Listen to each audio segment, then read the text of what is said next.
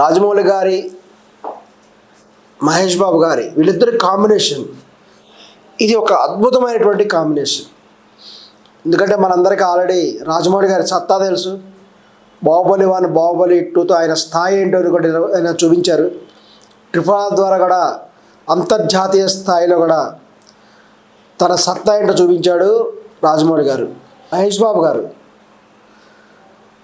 అద్భుతమైనటువంటి పెర్ఫార్మెన్స్, ఆ హైటు, ఆ వెయిటు, ఆ పర్సనాలిటీ, సూపర్ హీరో ఆయన మహేష్ బాబు గారు.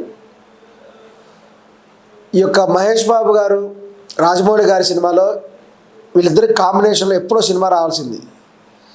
కానీ రాజమౌళి గారు కొన్ని సంవత్సరాల తరబడి షూటింగ్లు చేస్తారని మహేష్ బాబు గారు ఇదివరకు రిజెక్ట్ చేశారట. తద్వారా కూడా ప్రభాస్ గారు వంటి వాళ్ళు ఆ సినిమాలు చేయడం ద్వారా సక్సెస్ సాధించారు. అదేవిధంగా చిరంజీవి గారి కుమారుడైనటువంటి రామ్ చరణ్ గారు వీళ్ళందరూ కూడా విజయం సాధించారు. జూనియర్ ఎన్టీఆర్ గారు వీళ్ళందరూ కూడా రాజమౌళితో సక్సెస్ సాధించిన లిస్టులో ఉంటే, ఇప్పుడు మహేష్ బాబు గారికి కూడా సూపర్ హిట్ సినిమా ఇవ్వాలనేటువంటి తలంపు ఉంది.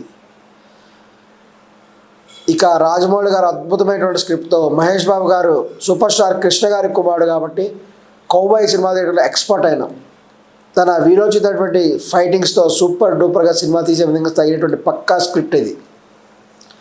గ్యారంటీగా 10,000 కోట్లు కలెక్ట్ చేసినటువంటి సినిమా ఇది.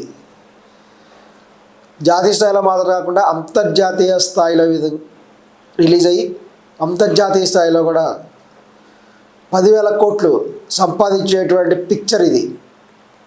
ఆ విధంగా కూడా రాజమౌళి గారు దీన్ని డిజైన్ చేశారు. ఇక మహేష్ బాబు గారి పాస్పోర్ట్ కూడా తీసుకున్నాను అనేటువంటి విధంగా కూడా రాజమౌళి గారు చూపించడం జరిగింది. అదేవిధంగా రీసెంట్గా మహేష్ బాబు కూడా తన పాస్పోర్ట్ని ఇలా చేత్తో ఊపుతూ కూడా ప్రేక్షకుల ఆసక్తిని కూడా ఆయన కనబరిచారు.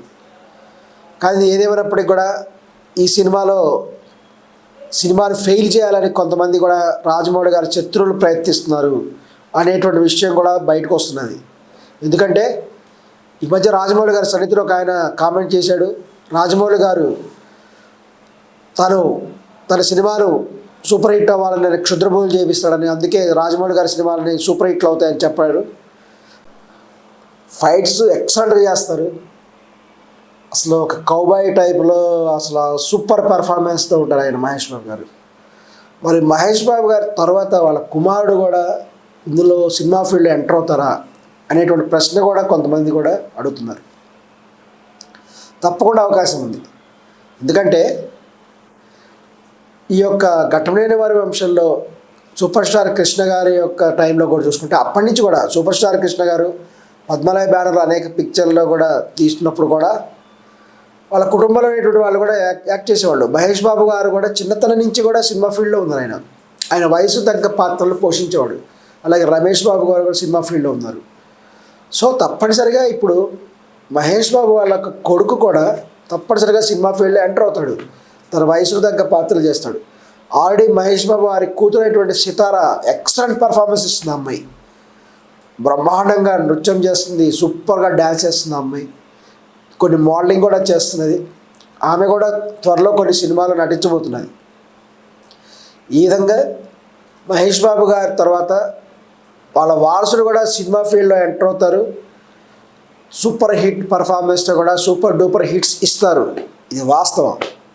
సూపర్ స్టార్ మహేష్ బాబు అభిమానులుగా, సూపర్ స్టార్ కృష్ణ గారి అభిమానులకు కూడా we are all welcome to super star Krishna's వారసులు.